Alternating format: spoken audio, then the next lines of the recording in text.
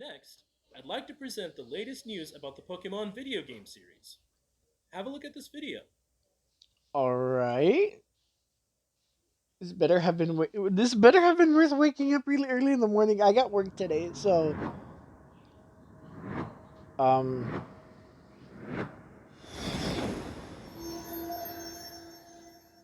wait.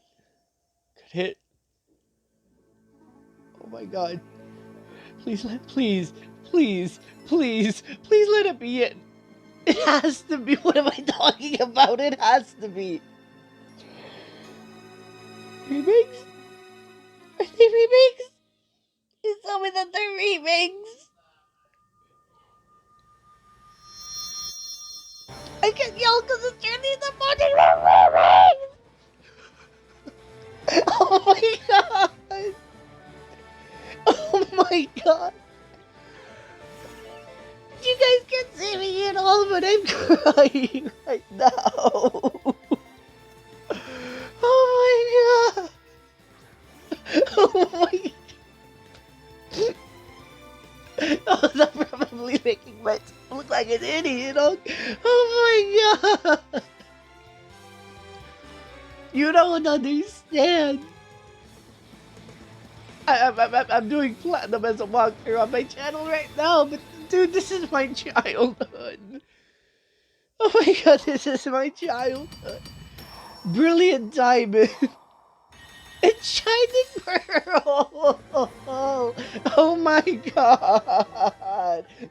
What up, guys? This is Toon Rami, and you're watching Krober.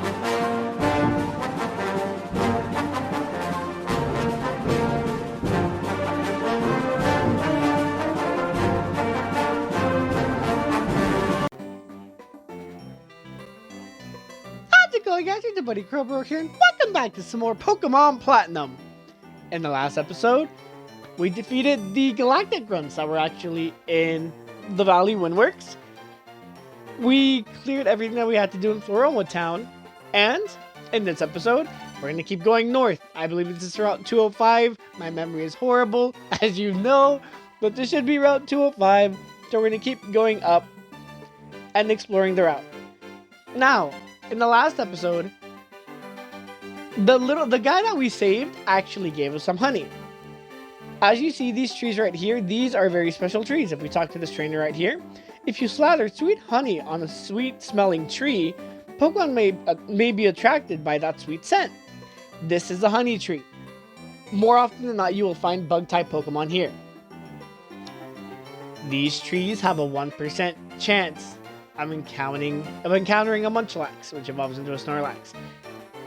It is the hardest grind in the game, because not only is it only 1%, it is only available on 4 honey trees in the entire game, and it resets every save file. So you will never know which specific trees that it will be on the save file unless you spend hours and hours and hours and hours of your life grinding to get a Munchlax. Originally, I wanted to put myself through that hell. I wanted to actually try to get a Munchlax for my team. I really wanted to, because Snorlax was one of the Pokemon that I actually, by the way, if you heard that little bump, I accidentally hit the mic.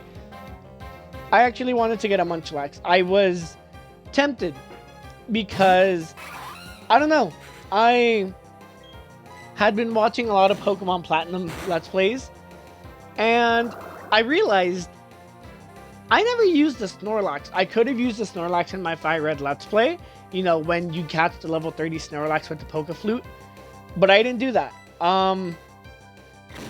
Which is quite surprising, because at one point in time I actually was really considering doing that, but I didn't. And there was a small part of me that really regretted not having a Snorlax on my team in my Fire Red Let's Play. And so I was kidding, you know what? You know, I began to consider we can get Munchlax in Platinum. Granted, it's going to be one of the most difficult freaking grinds of my life, but we can get him, right? And so I was really starting... Ooh, Bubble Beam! Haha, yes, we will definitely learn Bubble Beam. We are going to forget... This is not competitive battling. So we're gonna forget water sport.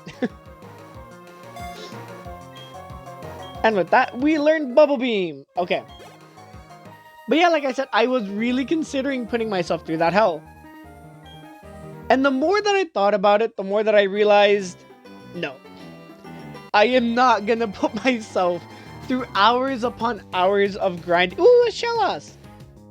In order to get a Snorlax. And the thing is, doing hours upon hours of grinding wasn't even actually the reason why I decided not to do it in the end. That actually wasn't the reason, surprisingly. But the main reason was actually the fact that obviously I'm playing on an emulator.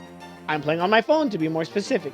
And because I'm playing on my phone, the time in the game doesn't actually progress the way that it does on a real DS. You see, when you get a DS or a DSi, or even a 3DS, or whatever Nintendo product you're playing Pokemon Platinum on, more likely than not, you will have the capability to set the time on it, and it'll be concurrent with the time that you're living in. Not this emulator. When I started playing this emulator, or at least the first episode of this emulator, it was like 12 in the morning, months ago. Like 2-3 months ago, I don't remember, but months ago, right? And it doesn't actually progress normally. The way that the emulator works, at least the one that I'm specifically using, is that it'll progress for as long as you play it. Yeah, it will. For example, like if I play it for an hour, it'll move up an hour at a time. However, it'll stay at that point in time. So let's say you stop playing and then all of a sudden you pick up the game 3 weeks later and it's like 6 p.m. The emulator will still register you as having played on the first day at the exact same time. So right now, I think my save file is about 2 hours, 3 hours. I'm not 100% sure. But if you look at the details, not only is my save file still 2-3 hours, but the time from when I started has only moved up 2-3 hours because it still believes that I started on midnight. So the time that is registered is more or less like at 3 a.m. on the exact same day that I started it months ago. And that's the reason why I decided not to do the Munchaks grind, because at the end of the day, it would be extremely impossible to do it. Not only would I have to be in a situation where I can leave my phone running for 6 hours straight and have this game on and not be able to do anything else, but that wouldn't really be beneficial for me to do because, oh, bollocks. We're gonna use Metal Claw and then we're gonna switch out just to get some decent damage. Unless Metal Claw can do enough damage. Ooh, that actually did more than... I am an idiot! I will explain in a little bit why Crowbro's an idiot. I will explain it in a little bit. Give me a second. Come on. Peck. Sierra's probably gonna go down this turn because I wanted to be ballsy. She's probably gonna go... Oh, that's bull. And the thing is, Sierra totally could have survived that, but no, I completely forgot about the fact that I had Peck. I would have easily been able to finish that fight with the damage output with, because Sierra does have a decent attack stat. I would have easily been able to finish that. Thank God this is not a Nuzlocke. For those of you that might be watching Steven Z Killer or King Miner or Dark Crimson, they are doing Nuzlocks, okay? Which means that if your Pokemon dies while playing... Do I not have a revive? I do not have a revive, okay. So yeah, but if your Pokemon dies while you're playing, that is it. It dies forever. It doesn't faint, it dies. And you don't get to use it again. So thankfully, I'm not doing a Nuzlocke. I can actually go to the Pokemon Center, as you can see right here, and I can revive my Pokemon. This is actually the reason why I never really want to do Nuzlocks. It's not because I don't find them fun. I actually find them extremely entertaining. But I don't want to do them because I know how clumsy I can actually be. I know that I don't think things through. Like, in certain situations when I'm playing here, I will, like, think it through and then plan out an attack strategy. I will do all that if I have to. But for a trainer battle, like in that situation, you're not going to be finding the biggest brain moves for coming from Krobro at all. You're not going to find any of that at all. Did I pick up? I picked up the item, okay. But you're not going to find me doing any of those during that specific point in time. I'm more likely than not just going to be focused on the story, going to be focused on something else, going to be staring away from the screen, which I do often and I don't know why. But I more likely than not will not be paying attention. And it will cause me to do extremely dumb moves like I just did, where I easily could have beat that Roselia and I didn't. That did a lot less than I thought it would, so we're going to resort to Bubble Beam. Ooh, critical.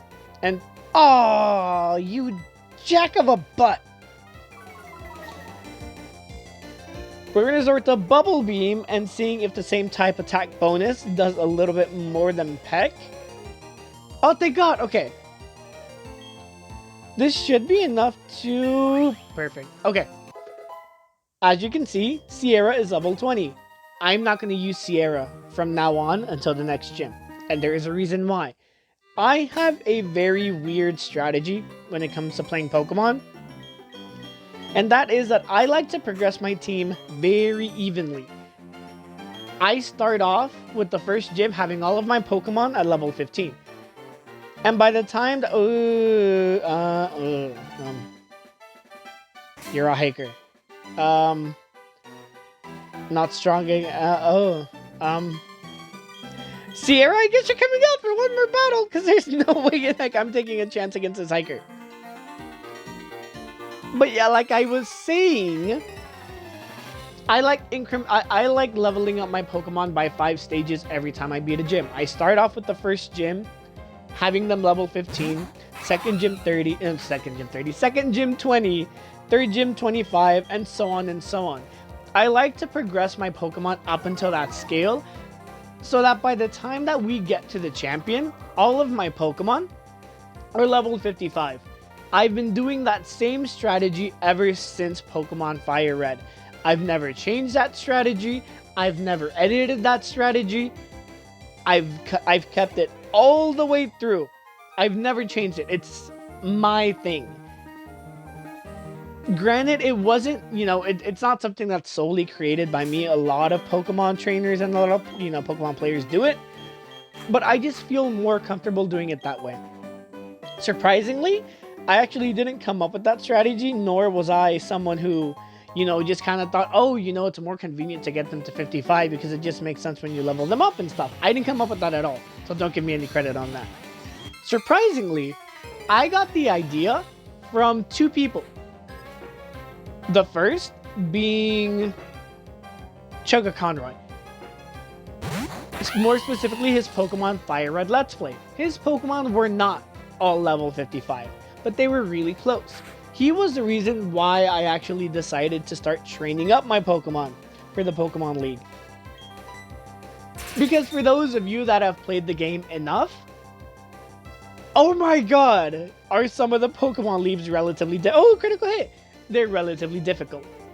For the earlier games, you can kind of manage, but as the series progresses, it gets harder and harder and harder to beat the champions. And so leveling up is a really good thing to do if you're not confident with your team. But the second person that actually inspired me to have them all around level 55 is a YouTuber who no longer uploads videos, but was quite well known for Pokemon Let's Plays. And at the time, was actually one of my biggest inspirations for starting out Pokemon in the first place. He was the reason why I got into... Ooh, a Piplup! He was the reason why I got into Pokemon video games, RPGs in general. And he was actually the reason why Platinum was the first game that I ever played. For those of you that don't know, Pokemon Platinum was my first ever Pokemon game. I bought it when I was 10 years old for my birthday. Correction, my uncle bought it for me when I was 10 years old for my birthday. My parents got me a DS. My uncle the next day bought me Pokemon Platinum. I was actually gonna buy Diamond. I was very interested in buying Diamond, and when we went to the store, which I remember was a Toys R Us, I told the clerk, you know what, I want to buy a Pokemon game, and he's like, oh, which one? And I'm like, oh, the newest one you have. Took us to the shelf, and he's like, which one do you want to get? And I pointed at Diamond, and he stares at me for a little bit, and he's like, hey, are you sure you want to get Diamond? And I'm like, yeah. Because at that point in time, Dialga was actually my favorite legendary. It was the one that I recognized the most. Super Potion right there if you want to collect it. But Dialga was the one that I recognized the most. And that's what drew me to the cover. I just like the art. He stares at me for a little bit and he's like, you know what? No. I actually get Platinum. Me being a 10-year-old kid, I'm like, why should I get Platinum? And with one simple sentence, he sold me on the game. All he said, which convinced me to buy the game, which is actually true to a certain extent, was this. Platinum is essentially Diamond and Pearl combined into one. That is all he had to say. I was sold. I got Platinum. And it became my favorite game out of any Pokemon game in the series. I am a huge fan of Fire Red. It'll always hold a special place in my heart. Soul Silver was one of my closest ones. I played it for years. Pokemon White was where I really developed love for being a trainer. But Platinum. Platinum for me had always been it ever since then. Anyway, going back to the story. The reason why I say that he actually, this guy that I've yet to mention, inspired me to get Platinum was because there was a point in time when I had played through Platinum up to a significant point, and I was actually considering, I was really considering taking it back to the store and trading it for Diamond, because I didn't think that I would like it. I honestly didn't think that I would like it. Heal bar right there if you want to collect it. I don't know what it was at that point in time. I just, for some reason, couldn't gravitate towards it. And I got stuck at a certain point. I actually got stuck. I believe it's Sunny Shore City. I had just beaten the 7th gym, and I got stuck on Sunny Shore City. And I couldn't figure out how to get past it. I looked up a walkthrough on it, and it was his video that got me through it. I liked that video of his so much, and I mean so much, where he just simply explained how to get past it, that I decided, by the way, if your Pokemon are hurt, you can go to that house, you can heal. But I loved that video initially so much that I went back, clicked on episode 1, which I didn't have to, and I watched it. I watched his entire Pokemon series, from beginning to end.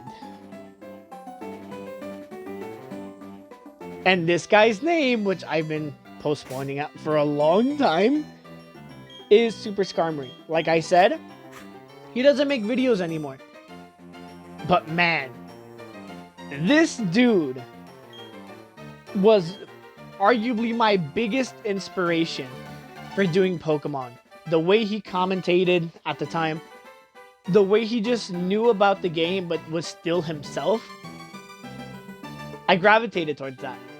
And, I doubt that there's a way to reach him because he doesn't make videos anymore and there's really no way to follow him at this point. But man, if there was ever a point in time where I could meet him,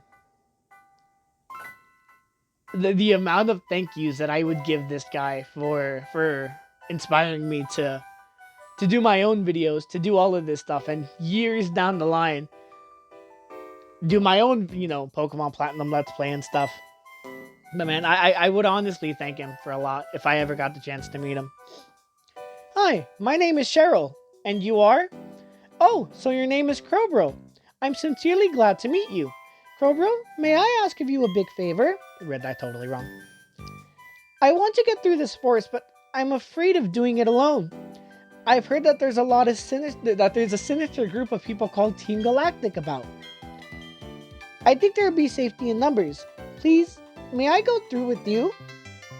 And we get a partner, which I believe is the first time in this, not first time in the series, that's for sure, but this is the first time in Platinum that we actually get to travel with a partner. I believe it happens 3 more times, either 2 or 3 more times in the game. You get to travel with people.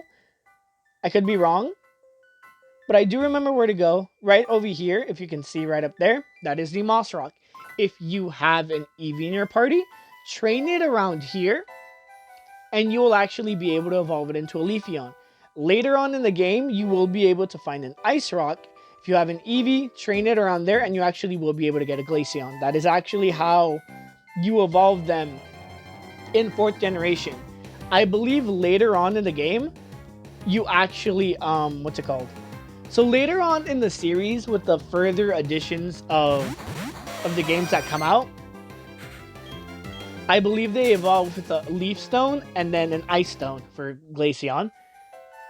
But here, in the 4th generation, that feature hadn't been implemented yet. And so the way that you evolve them is through training them with the rock. And it's funny to think about it, but it isn't the first time in the series where you actually get to train them that way. I could be wrong, but in 5th generation, Black and White and Black and White 2, you actually get to evolve a Pokemon using the same method. I believe it's Electros. You get its final evolution by training around a look at me having a mental brain fart. By training around an electric rock at the basement floor of the electric cave. I can't remember what the cave is called off of the top of my head. It'll be somewhere on the screen depicted. But that cave, this rock, that's where you train Electros. So it does continue for a few more generations, but then it goes away, obviously, because then they implement more stones and all that stuff. But yeah, as you can see here, the main theme from, having run into the wild battle is double battles. We will be having to do double battles, and who better, which better Pokemon to have us, battle through here. Oh, that's gonna do something. Ooh. But I was about to say, what better Pokemon to have our battles through here than with our fire type Rain that's going to easily demolish all of the bug and grass types that we're going to encounter on the way through here. But this Pachirisu, man, this is going to be a bit of a threat. Ooh, Rain doubled up. Now my ultimate goal is to potentially see if we can possibly get Rain to level 20 before we get out of here. The risky part about it is the fact that Pachirisu is doing a decent amount of damage on our Rain. But hopefully we'll be able to walk out of here without having Rain faint. The positive thing about actually... Okay, thank God. That actually scared me for a little bit because for a second I thought that my Pokemon might have been male. And then as I say that, I completely forget that Charm doesn't do the exact same thing as Attract. Leave it to Crowbro to forget the simplest moves. This is a generation that You missed? Why? It's a squirrel! It's an electric squirrel! How do you miss a bomb? How do you miss an egg bomb on an electric squirrel? By the way, I am sorry for any Pachirisu fans that are out there. I just jokingly have always called it an electric squirrel. Ooh, Rain leveled up again! Now, as I was saying, there is another trick to these double battles. When you're traveling with a partner, in the overworld, as you can see, Rain is at half health. Now, as you see over there on the screen, on the right side, Rain is now at full health.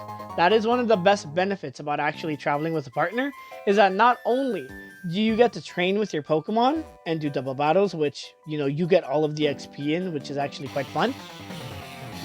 But the best thing about it is that they will revive and heal your Pokemon while being out here. So you don't have to run back to a Pokemon Center. You don't have to fear about not having enough items. They will take care of, they will take care of everything for you, which is the biggest benefit about being able to do this. Abra and Abra. They're level 17. I want to say that by this point in time, Abra has an attacking move. Because I know at the beginning they only know Teleport. I know that for a fact. But I think they have an attacking move by this point. They should. Hidden power. There it is. Question is how much is how much is Egg Bomb gonna do on an Abra? Oh, that did a decent amount. Ember should be enough to take out the second app. I was so close. I should have just trusted my instinct. I should have gone with Flame Wheel. I was overcome. Oh, come on! Chansey, that is the second time in a row that you have the opportunity to end the battle and you miss with your attack. Yes, you did decent damage. Yes, I effed up because I didn't go with my strongest moves. It was kind of like Thor.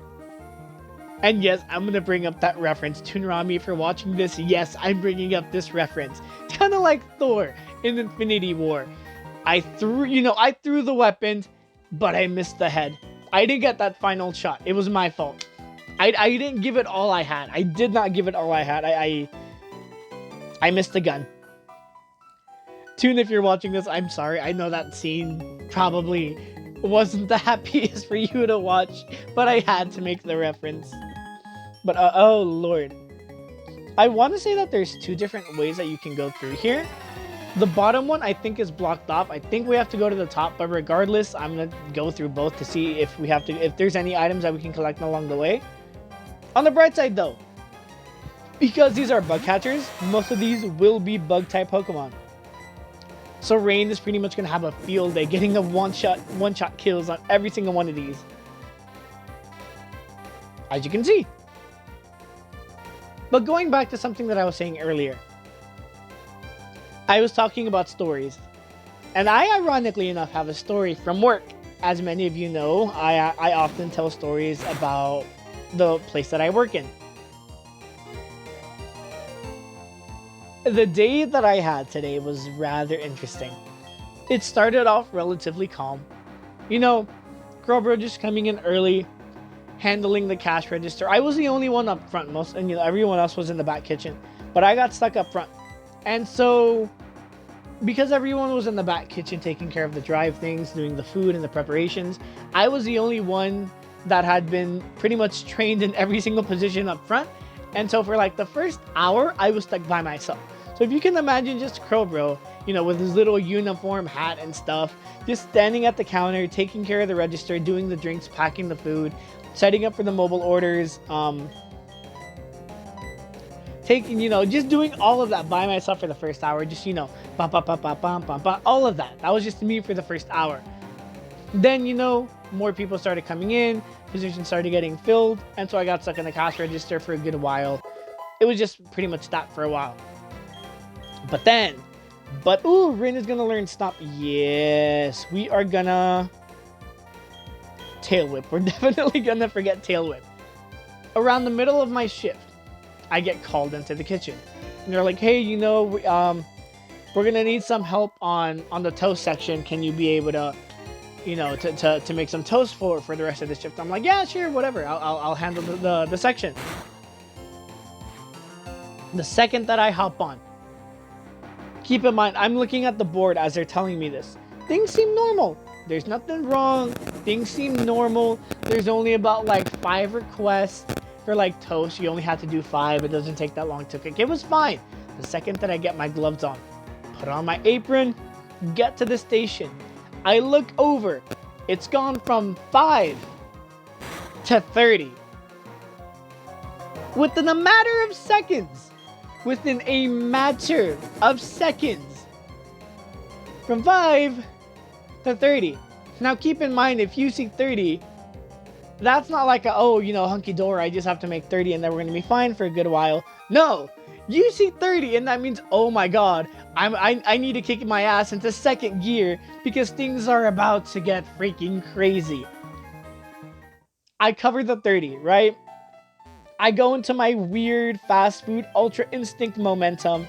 I activate, Migate no Gokui, and I pump it out. I pump out the 30, get him ready. I'm going for it. I'm busting it out, and things seem fine. Things seem relatively fine. The number starts dwindling a little bit, 27, 24, 21. because the way that it works is that when the number, obviously the order, when the number dwindles down, that means that some of the orders are getting out, so then the orders are being covered, and so you have less to worry about. I catch up both stations, because traditionally in fast food you have one section that's doing takeout orders and you have another one that's taking care of drive orders. I get it to about half, so I cut it down to about 15. Things seem fine. By the way, potion if you want to get it right there. Things seem fine. Things seem normal. I'm not panicking anymore. Then all of a sudden, I get back.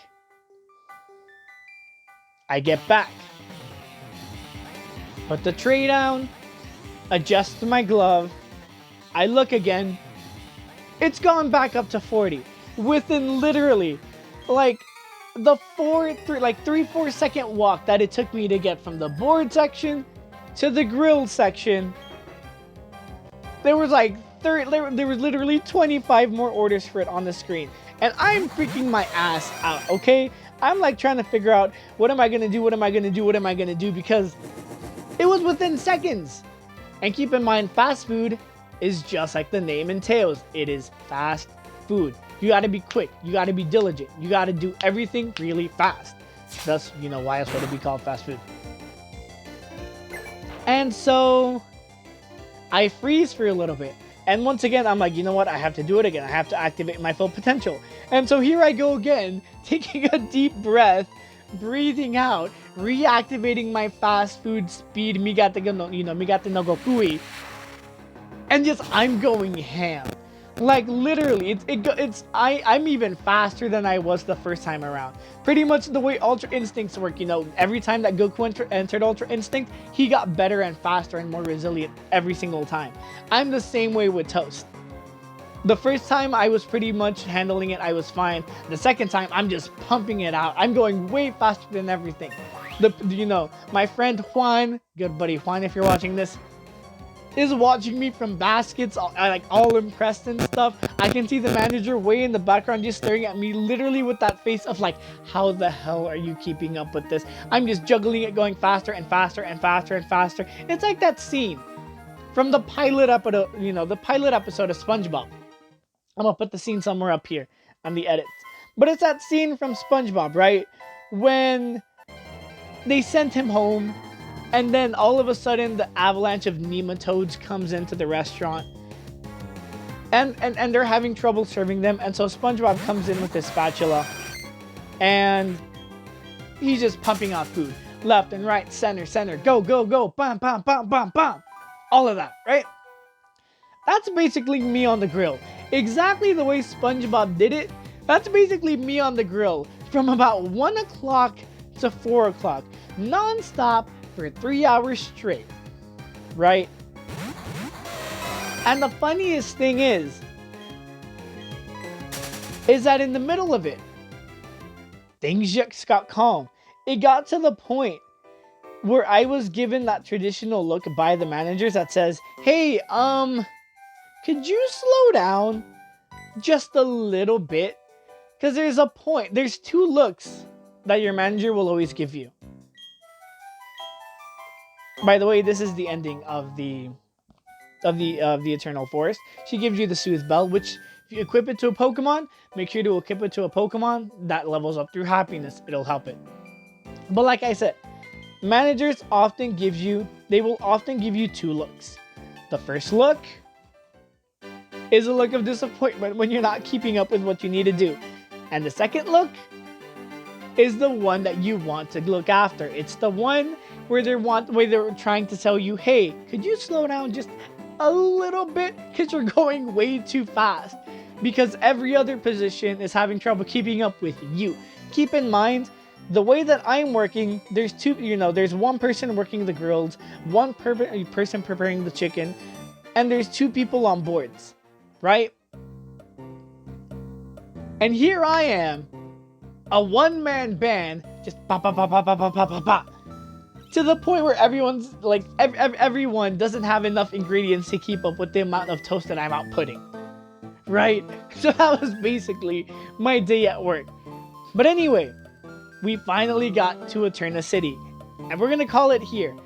there are two things that I did skip over that I definitely do want to mention and do want to visit in the Let's Play, but I'm not going to do it here. I'm going to do it in the next episode only because the recording's been going on for just a little bit. But anyway, guys, we're going to cut it off here at Eterna City. In the next episode, we will be exploring the two places that I happen to, miss over, which for those of you that have played the game often, you know exactly what I'm talking about. But anyway, thank you guys so much for watching, and as always, in case I don't see ya, good afternoon, good evening, and good night. Thanks for watching. Also, by the way, PS, I know that every now and then when I use the mic that I'm using, there's weird static auto shocks that come in through the mic. I sincerely apologize for that. I am trying to invest into getting a way better mic because I hate the fact that the mic is doing that. But soon I will get a better quality mic to avoid those little static issues, because trust me, I get super annoyed with them as well when I'm editing. But anyway, thank you guys so much for watching, and have a good night.